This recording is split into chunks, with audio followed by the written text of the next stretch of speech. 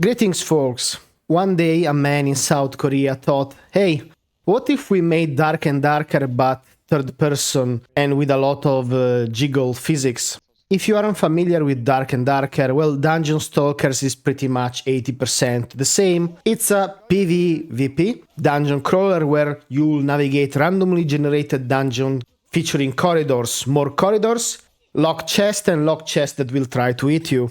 All while mixing PvE and PvE as you come to face with sudden challenges such as a portal opening, spawning demons ready to pound you in the sand, or other players ready to pounce on you at any moment's notice if you are not careful, all while you're looking for a portal to escape the dungeon with all the loot you stole from the map before it collapses and closes down. And let's not forget that the longer a map stays open, the more challenging it becomes. Items are also randomly generated and sometimes restricted depending on your stalker, the character you play, which will come with its own unique weapon abilities and a perk system, and more importantly a different playstyle. You go from the little sorceress spawning fireballs and magic missiles at distance to our dedicated tank able to reflect damage, or the swordman capable of big cleave and with a very long chain to pull enemies. This game features 9 available stalker at this moment, however, the last 3 are gonna be locked. The combat in this game felt more about positioning correctly than randomly rushing ahead. And even mobs constantly spawning and trying to kill you while fending off players add an additional feeling of pressure. Dying in this game doesn't mean that you lose all your progress, of course not. Your equipped items will be preserved even in the case of your failure. Unless, of course, you're playing competitive, in that case you will lose everything. And grinding for materials and gold is quite essential in the meta progression system that features your own construction where you will make up your little camp, as well as the ability to craft your own items.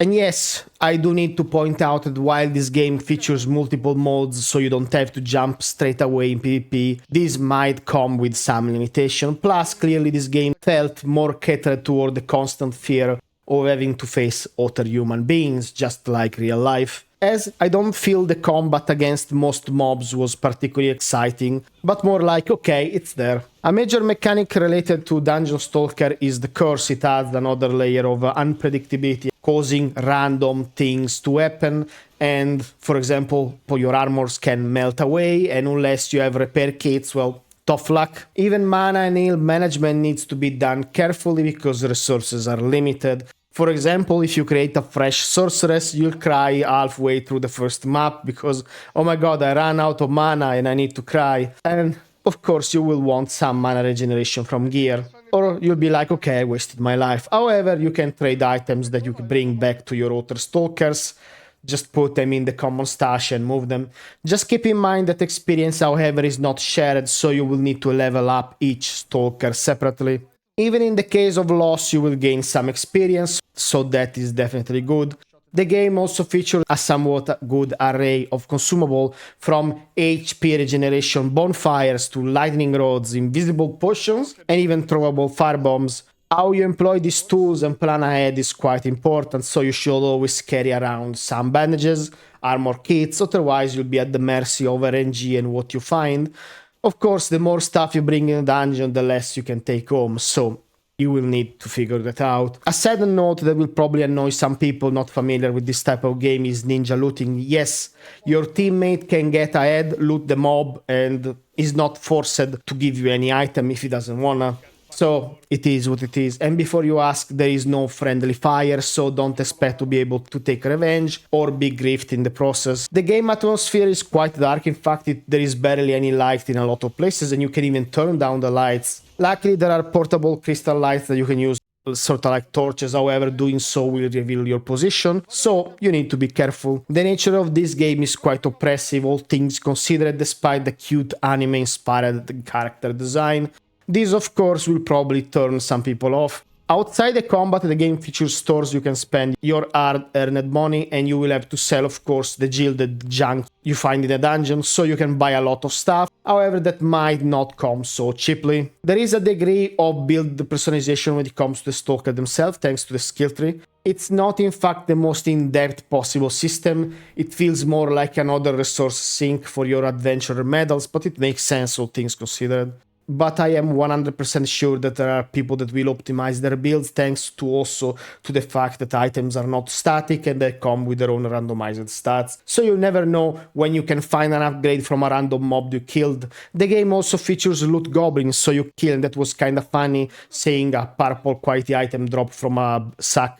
Is Dungeon Stalkers pay to win? As a free-to-play game, naturally, monetization takes more precedence as there is no box price involved. The games feature season passes, a subscription model, and other incentives that will radically improve your progression and the speed it takes you to get there. This will make kiting out your character faster and most likely better than a free-to-play player could, given the same time investment. This is pretty much obvious.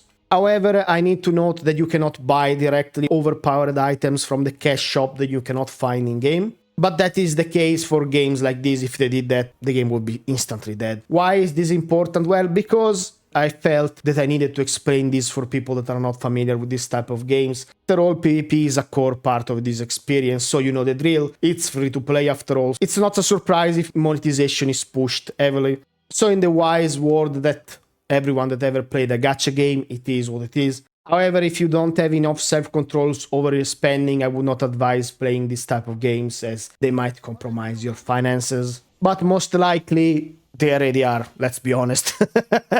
There is another factor that one must consider, especially if you plan to run in competitive and you could lose all your gear. The current balance is skewed toward ranged damage. And the way that gear works in this game, gear is gonna be extremely important in PvP. As if you have bad gear, more likely you're gonna get demolished, because just looking at the stats, well, it's quite a big deal. So, is Dungeon Stalkers worth your time? I will be 100% honest with you. This is the type of game that I will not play alone because, well, luckily I have a lot of patience and I understand that friendship is one of the few meaningful things in life. And no friend is perfect and each one of them will test your resolve.